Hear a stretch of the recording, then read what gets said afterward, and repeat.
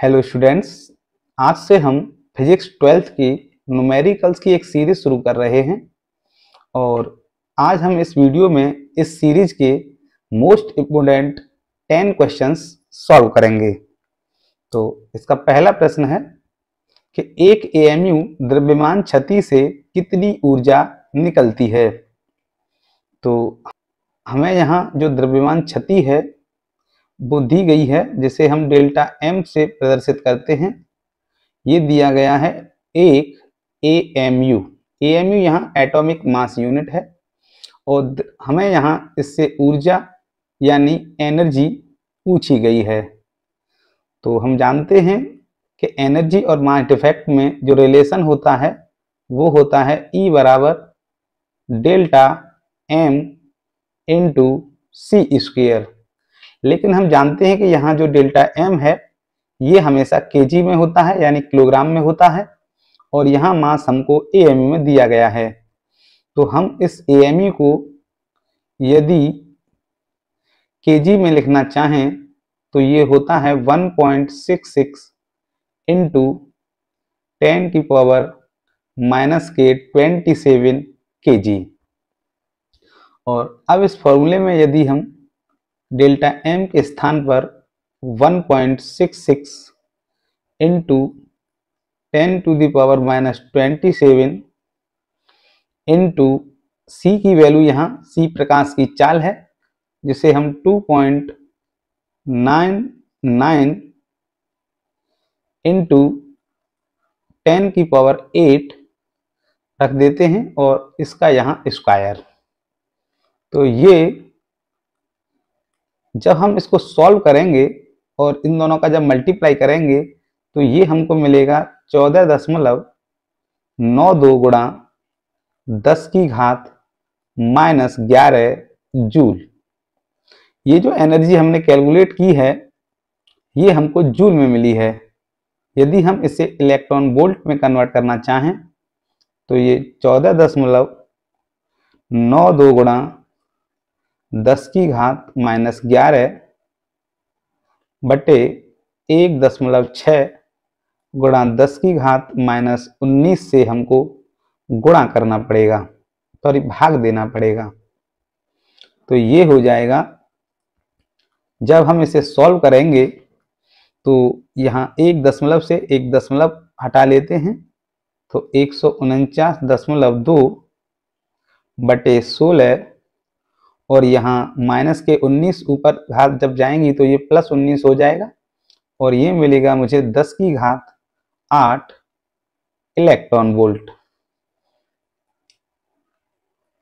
ये हो जाएगा, यहाँ 16 से इसे काटेंगे तो 9 बार दशमलव और यहाँ 16 निम्मा 144, 5 शेष बचे 52, 16 48 और यहाँ 4 बचे शेष और 40 का 16 दूनी 32, 8 शेष बचे और ये हो जाएंगे 16 पंजे 80 गुणा 10 की घात 8 को मैं 10 की घात 2 गुणा 10 की पावर 6 इलेक्ट्रॉन वोल्ट लिख रहा हूं क्योंकि ये 10 की घात 6 जो है 1 मेगा के बराबर होती है।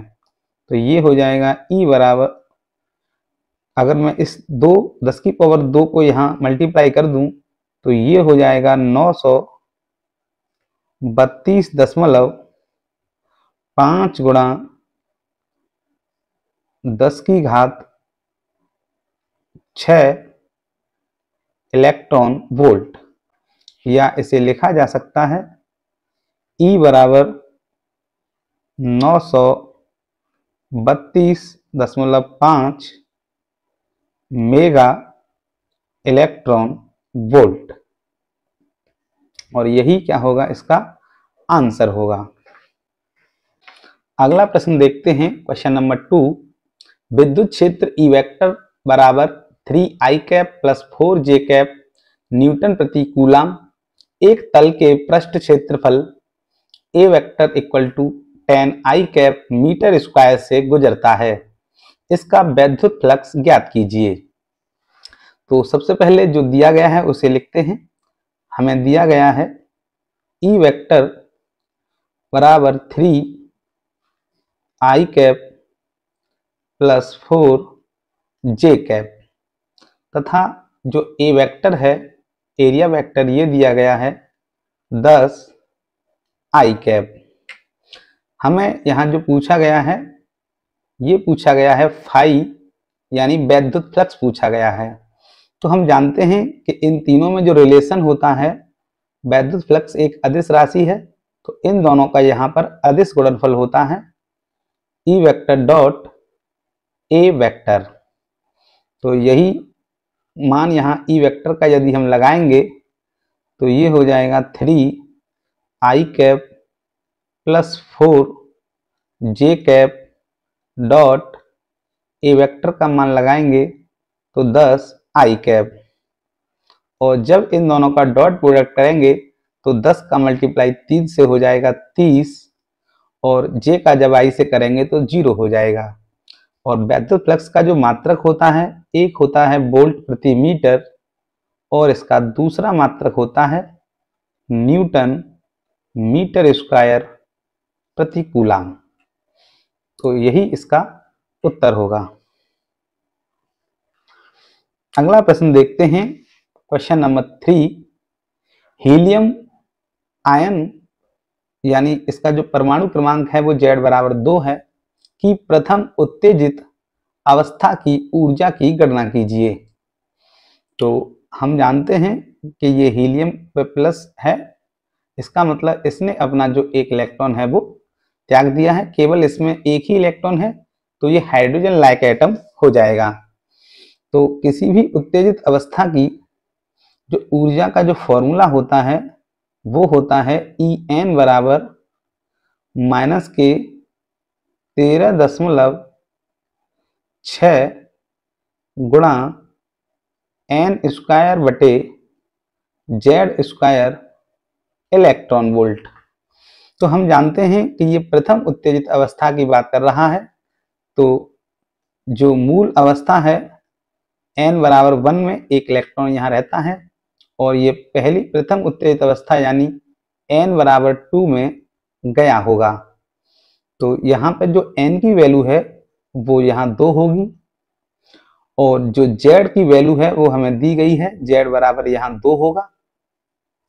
और ये जो एनर्जी होगी यहाँ, इसकी जो उत्तेजित अवस्था में जो ऊर्जा होगी इसके पास, जब वो दूसरी कक्षा में रहेगा तो ये हो जाएगी माइनस के 13.6 गुणा, और यहाँ n बराबर हो जाएगा 2 का स्क्वायर बटे यहाँ ये Z बराबर हो जाएगा 2 का स्क्वायर।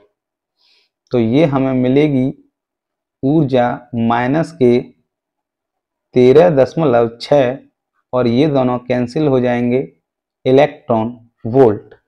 यही इस सवाल का आंसर होगा। ये प्रश्न संख्या 4 है। यदि एक परमाणु के मूल ऊर्जा स्तर की ऊर्जा माइनस के 54.4 इलेक्ट्रॉन वोल्ट है, तब इसका आयनन विभव ज्ञात कीजिए। तो हम जानते हैं कि जो मूल ऊर्जा स्तर है वो मान लीजिए ये है, और ये इसके ऊपर वाली कक्षाएं हैं, और ये जो कक्षा है ये इनफाइनाइट यानी अनंत वाली कक्षा है। ये यहाँ पर मूल ऊर्जा स्तर है, और यहाँ मान लीजिए कि ये अनंत कक्षा है, जिसमें कि यदि कोई इलेक्ट्रॉन यहाँ से यहाँ चला जाता है तो समझ लीजिए कि वो फ्री हो जाता है। तो ये जो आयनन विभव होता है, ये आयनन विभव उसी ऊर्जा के बराबर होता है कि इस इलेक्ट्रॉन को कितनी ऊर्जा दी जाए कि ये जो है इस अनंत वाली कक्षा में या इन सभी कक्षाओं को छोड़कर फ्री हो जाए। तो यहाँ इसके पास जो एनर्जी है वो एनर्जी है यहाँ पर माइनस के 54.4 इलेक्ट्रॉन वोल्ट। यदि ये इलेक्ट्रॉन यहाँ से यहाँ जाना चाहता है तो यहाँ रहने वाले इलेक्ट्रॉन के पास जो एनर्जी होती है वो होती है शून्य, यानी इसकी एनर्जी को आपको शून्य करना होगा। तो हम जानते हैं कि माइनस के 54.4 में क्या जोड़ दिया जाए या क्या और कितनी एनर्जी इसको दे दी जाए कि ये शून्य हो जाए। तो हम जानते हैं कि इसका आंसर होगा प्लस 54.4। तो अगर हम इसको सॉल्व करना चाहें तो डेल्टा ई बराबर हो जाएगा यहाँ इनफाइनाइट सेल की जो एनर्जी है माइनस जो nवीं कक्षा में या जिस मूल ऊर्जा स्तर में ये रह रहा है उसकी ऊर्जा। यहाँ हो जाएगा शून्य माइनस के 54.4 इलेक्ट्रॉन वोल्ट और मल्टीप्लाई करने पर ये मिलेगा प्लस 54.4 इलेक्ट्रॉन वोल्ट। यही इसका यहाँ पर आयनन विभव होगा। क्वेश्चन नंबर 5 देखते हैं। 1.732 अपवर्तनांक से बने समबाहु प्रिज्म के लिए अल्पतम विचलन कोण का मान ज्ञात कीजिए। इस विचलन कोण के लिए आपतन कोण क्या है? तो हमें यहाँ इस प्रिज्म का अपवर्तनांक दिया गया है n बराबर 1.732 जो कि वैल्यू होती है हम जानते हैं √3 की। यहाँ ये समबाहु प्रिज्म है, इसलिए इस प्रिज्म का जो कोण होगा ये 60 डिग्री होगा, क्योंकि समबाहु प्रिज्म में या समबाहु ट्रायंगल जो त्रिभुज होता है उसका प्रत्येक कोण 60 अंश का होता है। तो यहाँ पर जो प्रिज्म कोण है वो a बराबर हो जाएगा 60 अंश। तो जो प्रिज्म का जो अपवर्तनांक का जो फॉर्मूला होता है वो होता है n बराबर साइन a प्लस यहाँ d या डेल m लिखा जाता है, ये अल्पतम विचलन कोण है, बटे 2 अपॉन साइन a/2। तो n की जो वैल्यू है वो 1.732 बराबर sine 60 plus del m upon 2 upon sine 60 upon 2।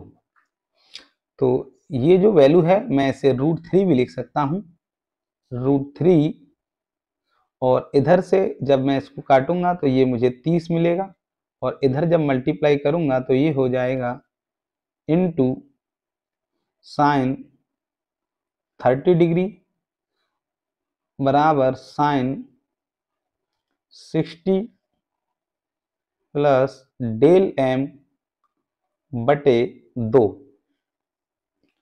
ये हो जाएगा आगे √3 इंटू 1/2 साइन 30 की वैल्यू रख देते हैं यहाँ equal to sine 60 plus del m upon 2, और जब मल्टीप्लाई करेंगे तो ये √3/2 मिलेगा जो कि वैल्यू होती है साइन 60 डिग्री की, इक्वल टू हो जाएगा sine 60 plus del m upon 2, और ये आगे हो जाएगा यहाँ साइन से ये साइन हट जाएगा तो 60 बराबर 60 प्लस डेल m अपॉन 2। आगे से यहाँ सॉल्व कर लेते हैं तो 2 का मल्टीप्लाई जब इधर करेंगे तो 120 बराबर 60 प्लस डेल m, ये हो जाएगा 60 को इधर माइनस करेंगे तो 60 डिग्री बराबर डेल m जो कि न्यूनतम विचलन कोण का मान होगा। अब हमसे पूछा गया है विचलन कोण के लिए आपतन कोण क्या होगा। तो इस प्रिज्म में ये जो कोण होता है I, ये होता है आपतन कोण। तो यहाँ जो फॉर्मूले में होता है ये sine i upon sine r होता है, तो यहाँ आई के स्थान पर ये लिया जाता है, आई बराबर होता है ए प्लस डेल एम अपॉन 2। तो यही कोण हमसे पूछा गया है, आपतन कोण बराबर ए की वैल्यू यहाँ 60 और न्यूनतम विचलन कोण की वैल्यू भी 60 आई है अपॉन 2, और ये हो जाएगा आपतन कोण बराबर 60 और 60 120 में जब 2 का डिवाइड करेंगे तो ये भी 60 अंश आ जाएगा। तो यहाँ पर जो विचलन कोण का मान है वो भी 60 अंश है और आपतन कोण का मान भी 60 अंश होगा। अगला प्रश्न है प्रश्न संख्या 6।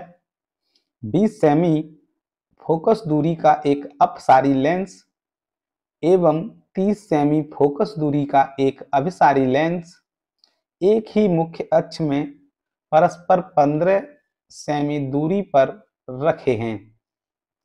मुख्य अक्ष में एक वस्तु को कितनी दूरी पर रखा जाए कि उसका प्रतिबिंब अनंत पर बने। तो इसके लिए पहले हम फिगर को समझेंगे, तब हम इस न्यूमेरिकल को सॉल्व करेंगे। ये मान लीजिए कि मुख्य अक्ष है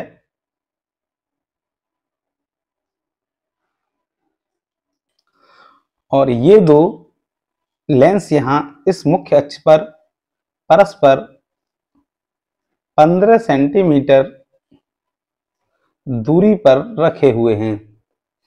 ये जो लेंस है ये होता है अपसारी लेंस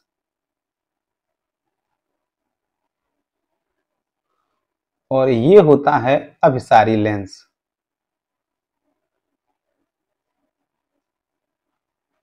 ये वैसे उत्तल लेंस है और ये जो है अवतल लेंस है। तो इस अपसारी यानी इस अवतल लेंस की जो फोकस दूरी है वो 20 सेंटीमीटर दी गई है।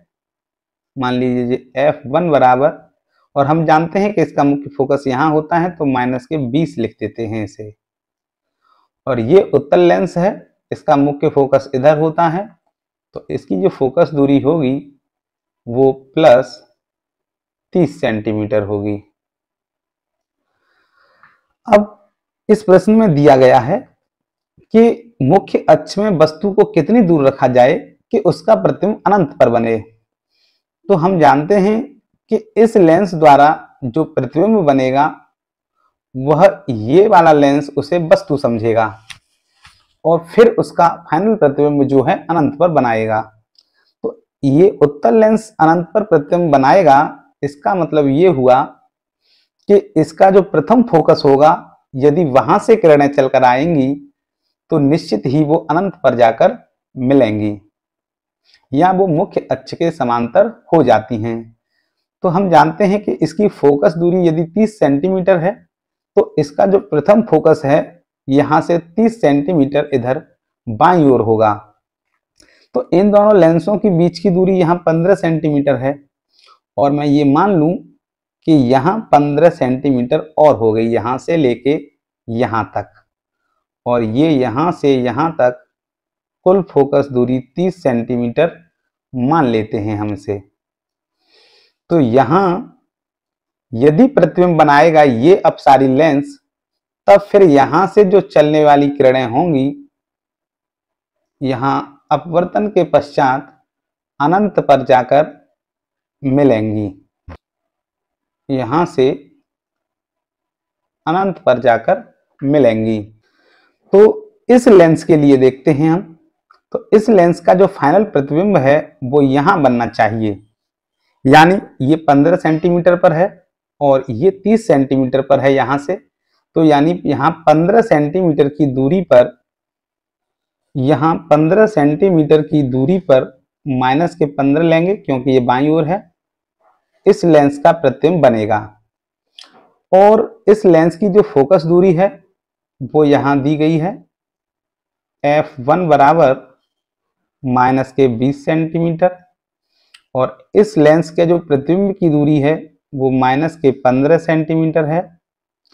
और मान लेते हैं कि वस्तु यहां कहीं रखी होगी और ये वस्तु की दूरी मान लीजिए u है।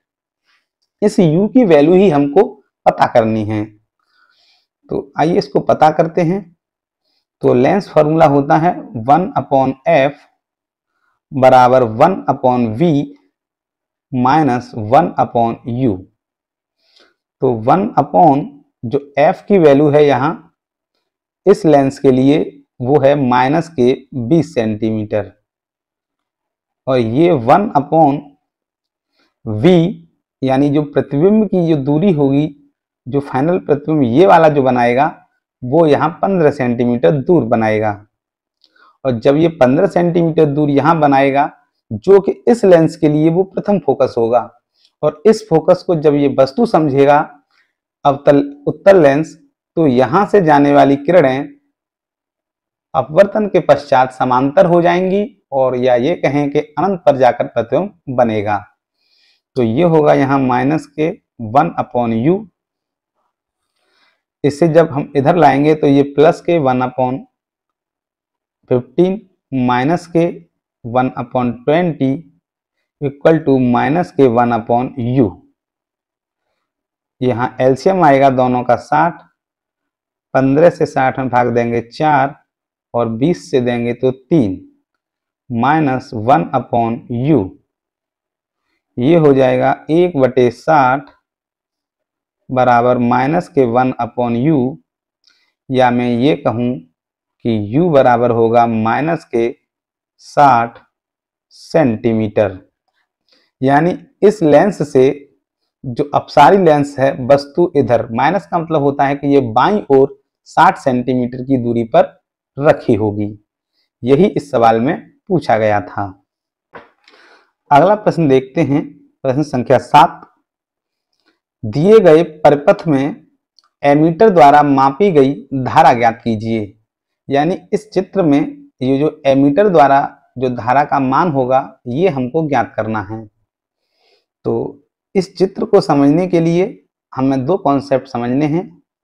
एक तो व्हीट स्टोन सेतु का जो संतुलन का जो फॉर्मूला होता है वो, और दूसरा जो ओम का नियम है V बराबर IR। दो फॉर्मूलों से ये न्यूमेरिकल हो जाएगा। तो व्हीट स्टोन सेतु के लिए क्या है कि R1/R2 और इन चारों को यदि देखेंगे तो ये संतुलन की अवस्था में है, और ये जगह संतुलन क्योंकि यहाँ R2/R1 R4 भी वही होगा, R3/R4 और R1/R2 भी वही होगा, दोनों का रेशियो बराबर होगा।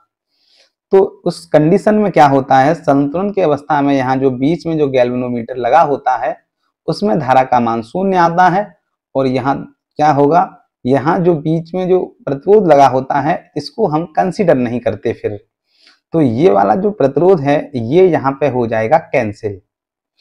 इसी प्रकार इन चारों को जब हम व्हीट स्टोन सेतु के ब्रिज के देखेंगे तो ये वाला प्रतिरोध भी यहाँ कैंसिल हो जाएगा। अब जो परिपथ बचा है हम इसका तुल्य प्रतिरोध ज्ञात करेंगे। हम जानते हैं कि यदि R1, R2 और R3 तीन प्रतिरोध जो है लगे हैं यहाँ श्रेणी क्रम में, तो इन तीनों का जो तुल्य प्रतिरोध होगा R1 plus R2 plus R3 होगा। तो मैं ये कह सकता हूं कि इन तीनों का जो तुल्य प्रतिरोध है वो क्या होगा, वो यहाँ पे मैं R डैश कर रहा हूं उसको, और ये हो जाएगा R1 plus R2 plus R3 यानी 60 ओम। इसी प्रकार यहाँ पे मान लीजिए ये R4 है, ये R5 है और ये R6 है, ये तीनों भी यहाँ श्रेणी क्रम में लगे हैं। तो इन तीनों का जो तुल्य प्रतिरोध होगा वो मान लीजिए R डबल डैश है, तो ये भी तीनों श्रेणी क्रम में लगे हैं, तो ये भी हो जाएगा यहाँ पर 60 ओम। अब यदि इस फिगर को हम फिर से ड्रॉ करें,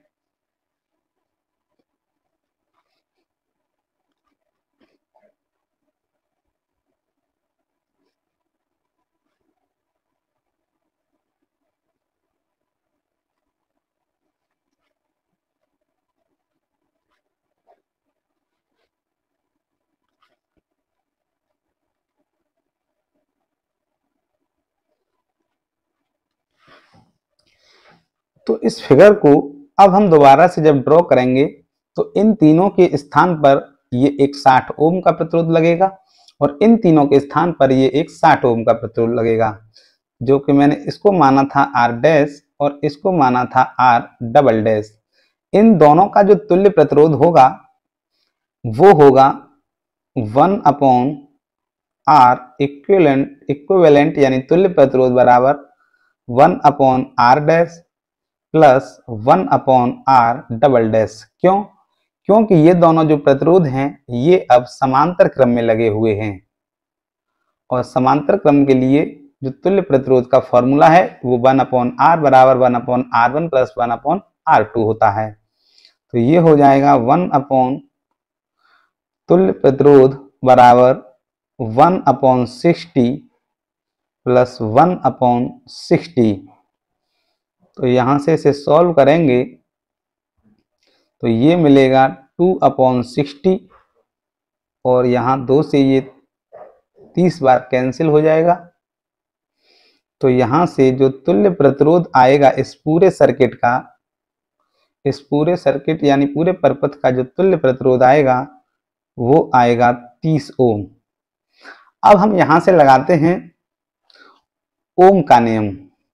तो हम जानते हैं कि ओम का जो नियम है वो होता है V बराबर आई आर, या मैं यहाँ से ये कह दूं कि I बराबर होता है V अपॉन R, जो कि तुल्य प्रतिरोध लगना है यहाँ।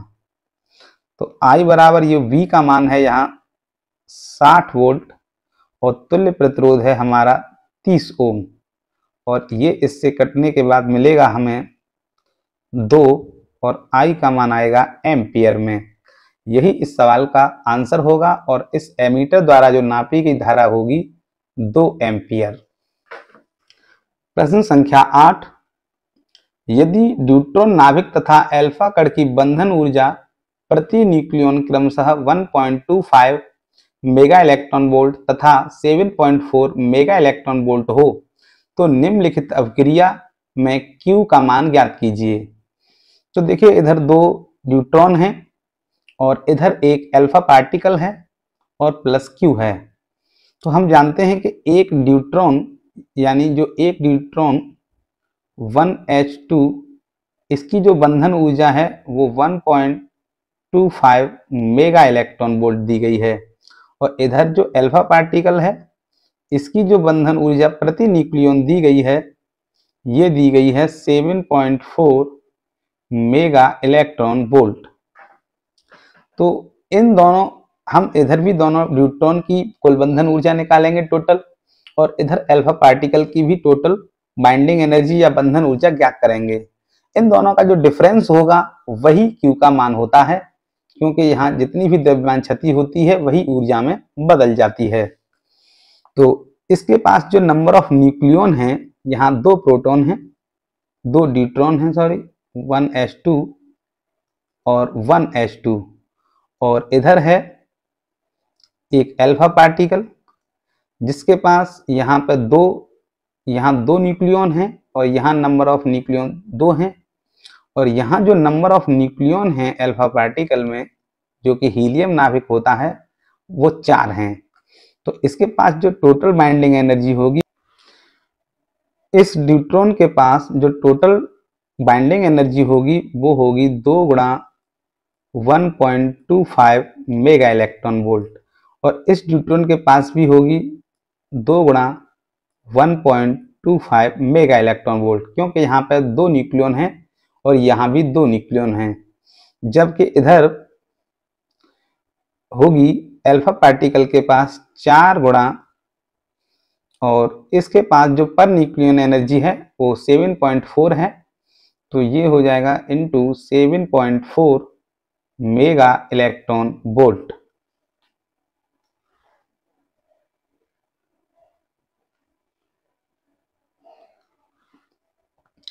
Mega electron volt. तो आइए दोनों को अलग अलग सॉल्व कर लेते हैं। ये दोनों का मल्टीप्लाई करेंगे तो ये हो जाएगा 2.5 प्लस ये भी 2.5 और इधर यदि सॉल्व करेंगे तो ये हो जाएगा 4 चौक 16, हासिल 1, 4 सत्ते 28 और 1 29 मेगा इलेक्ट्रॉन वोल्ट। और इधर दोनों का जो टोटल होगा वो होगा 5.0 मेगा इलेक्ट्रॉन वोल्ट और इधर है 29.6 mega electron volt.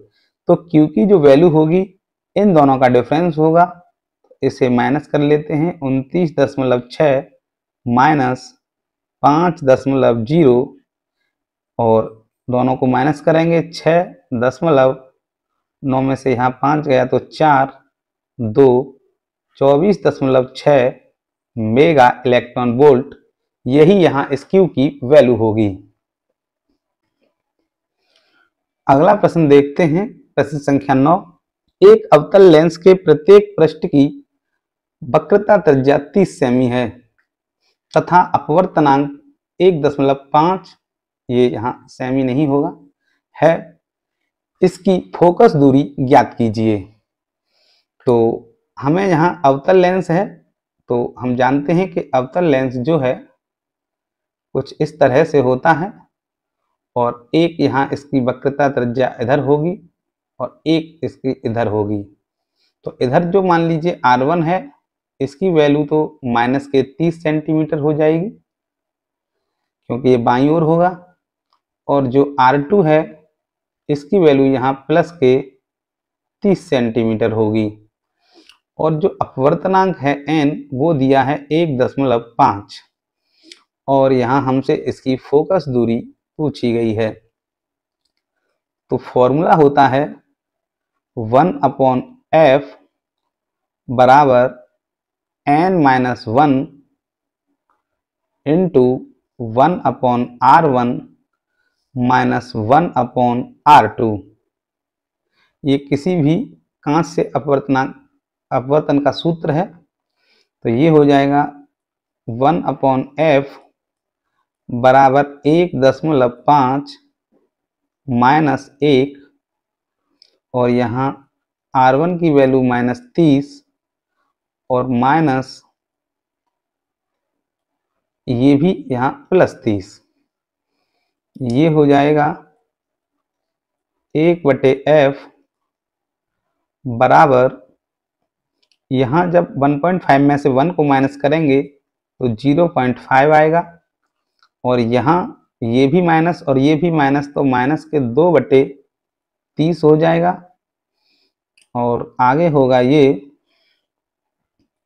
1/f minus, और 0.5 का गुणा 2 में करेंगे तो 1.5/30 या 1/30 भी कह सकते हैं उसको। f बराबर माइनस के 30 सेंटीमीटर, ये होगी इस अवतल लेंस की फोकस दूरी। अगला प्रश्न देखते हैं, प्रश्न संख्या 10।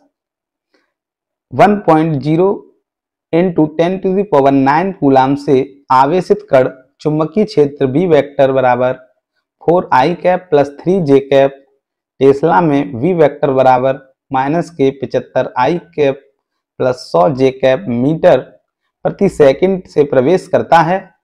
कण पर लगने वाले चुंबकीय बल का परिमाण एवं दिशा ज्ञात कीजिए। तो यहाँ हमें एक आवेश दिया गया है Q बराबर 1.0 गुणा 10⁻⁻9 कूलाम। B वेक्टर बराबर दिया गया है चुंबकीय क्षेत्र 4i cap plus 3j cap और V वेक्टर बराबर दिया गया है माइनस के 75 i कैप प्लस के 100 j कैप। तो चुंबकीय बल का परिमाण पूछा गया है और उसकी दिशा पूछी गई है। तो हम जानते हैं कि जो चुंबकीय बल का जो फॉर्मूला होता है वो होता है F वेक्टर बराबर Q into B vector cross V vector. तो यहाँ से पहले हम वैल्यू निकाल लेते हैं V vector cross V vector की। तो ये वैल्यू कुछ इस तरह से निकलेगी साइडिक विधि से। तो इधर होगा i कैप, j कैप और k कैप। यहाँ आई, जे और के गुणांक होंगे 4, 3, 0। यहां से लेंगे तो माइनस के 75, 100 और 0। तो इसे सॉल्व करते हैं। पहले हम आई को लेंगे, तो आई वाली इस रो और आई वाले कॉलम को छोड़ देंगे। 3 का गुणा 0 में करेंगे, माइनस 100 का गुणा 0 में करेंगे 0। फिर यहाँ माइनस के जे लेंगे और इस कॉलम को और इस रो को छोड़ देंगे। 4 का गुणा यहाँ 0 में करेंगे, माइनस 75 का गुणा 0 में करेंगे तो भी 0, प्लस इस बार के कैप लेंगे और इसको भी छोड़ देंगे। ये 4 का गुणा 100 में करेंगे तो 400, माइनस 75 का गुणा 3 में करेंगे माइनस के 225। तो ये शून्य हो जाएगा और ये भी शून्य हो जाएगा और ये हो जाएगा यहाँ दोनों को ऐड करने पर 625 जे कैप। तो ये होगा जो चुंबकीय बल का परिमाण की यदि बात की जाए तो ये परिमाण होगा, यहाँ पर Q की वैल्यू रखेंगे 1.0 गुणा 10 की घात माइनस के 9 गुणा 625 और ये होगा, यदि यहाँ मैं वेक्टर लूंगा तो मुझे यहाँ इसकी दिशा भी लिखनी पड़ेगी। तो 1 का गुणा 625 में करने पर 625 गुणा 10 की घात माइनस के 9 जे कैप, और यदि मैं यहाँ से 2 दशमलव इधर लगाना चाहूँ तो ये होगा 6.25 गुणा 10 की घात माइनस के 7 हो जाएगा, क्योंकि यहाँ से 2 प्लस हो जाएगा पावर में, और जे कैप। तो परिमाण की यदि बात की जाए तो ये इसका परिमाण है और दिशा होगी इसकी जे कैप, यानी हम कह सकते हैं कि वाई अक्ष की दिशा में। मैग्नेटिक फोर्स का मात्रक होता है न्यूटन।